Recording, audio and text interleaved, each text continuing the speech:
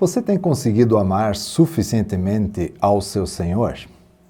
O que tem impedido você de amar ainda mais a Jesus?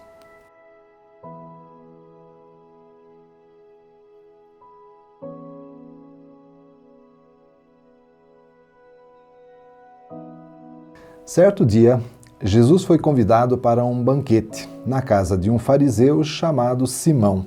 Além de Jesus e de Simão, o anfitrião, havia outros hóspedes e uma hóspede não convidada, uma certa mulher. Essa mulher não pode ser confundida com Maria Madalena, que aparece apenas a partir de Lucas 8, e também não pode ser confundida com a Maria de Betânia, pois aqui é o fariseu Simão quem convida Jesus para sua casa, enquanto no episódio de João 12, Jesus está na própria casa de Maria em Betânia.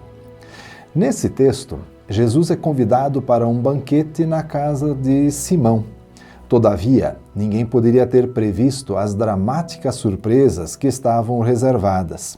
Para começar, o anfitrião foi negligente, esquecendo-se das regras comuns de cortesia, não beijando Jesus, nem lavando seus pés ou ungindo a cabeça com óleo perfumado. Jesus achegou-se então à mesa e, como os outros convidados, tirou as sandálias. Na época, os convidados reclinavam-se ao redor da mesa, apoiando-se sobre o braço esquerdo e mantendo livre a mão direita para se servir da comida e da bebida, e seus pés ficavam estendidos, afastados da mesa.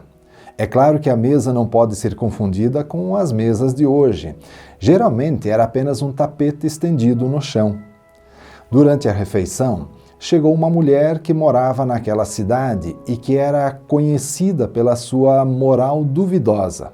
Ela caminhou rapidamente para perto de Jesus, pretendendo lhe oferecer um vaso de alabastro cheio de perfume. Do ponto de vista de Simão, o dono da casa, aquele era um incidente muito embaraçoso.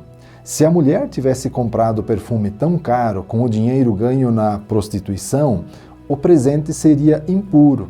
Além disso, a mulher desatou seus cabelos estando na companhia de homens. Agindo assim, mostrou que espécie de mulher era, pois era contra os bons costumes que uma mulher soltasse seus cabelos em público. Diante dessa cena, o fariseu Simão teve uma pequena conversa de desaprovação consigo mesmo. A forma de frase condicional que empregou em relação a Jesus, se esse for a profeta, dá a entender que, na sua opinião, Jesus não era profeta e que não sabia quem e qual era a mulher que lhe tocou. Jesus passou então a corrigir esses conceitos equivocados. O fariseu não falara em voz alta, mas Jesus respondeu aos seus pensamentos. Mostrou quem e que tipo de homem Simão era. Começou avisando que tinha uma coisa a dizer, e assim recebeu a atenção de Simão. Jesus contou então a pequena parábola de um homem que tinha 2 devedores. Um lhe devia 500 denários e o outro 50. Nenhum dos 2 devedores tinha fundos para pagar ao credor. Aconteceu então algo inesperado. O credor cancelou a dívida de ambos. Qual deles, portanto, o amará mais? Perguntou Jesus a Simão.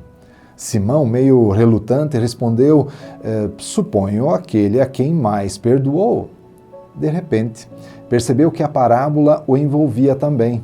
Ele sabia que Jesus não tinha terminado a história. A aplicação, inevitavelmente, se seguiria para explicar a presença da mulher, a atitude de Jesus em relação a ela e o papel de Simão como anfitrião.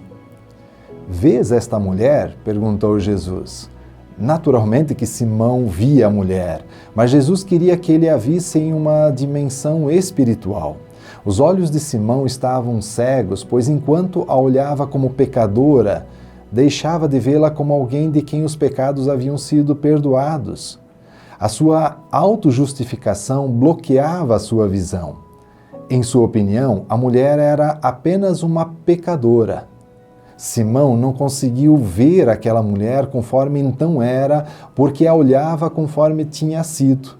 Recusou-se a aceitar o arrependimento dela e decidiu-se por continuar a rejeitando por ser pecadora. Esse conceito lhe roubava a virtude e a percepção de que aquele a quem mais é perdoado ama mais. Simão não soube expressar a gratidão porque não teve no seu farisaísmo a compreensão verdadeira de seu estado espiritual. Não reconheceu o valor do perdão porque não sentiu a grandeza da sua culpa. O que falta no melhor de nós a fim de amar muito não é o pecado, mas o conhecimento dele. A convicção de que os pecados foram perdoados é a fonte principal de onde nasce o amor a Cristo. Só quem se aproxima de Cristo e reconhece a grandeza da bondade e da misericórdia dele é que pode ter a consciência de seu próprio pecado e de sua própria indignidade. Quanto você ama ao Senhor que ele perdoou os seus pecados?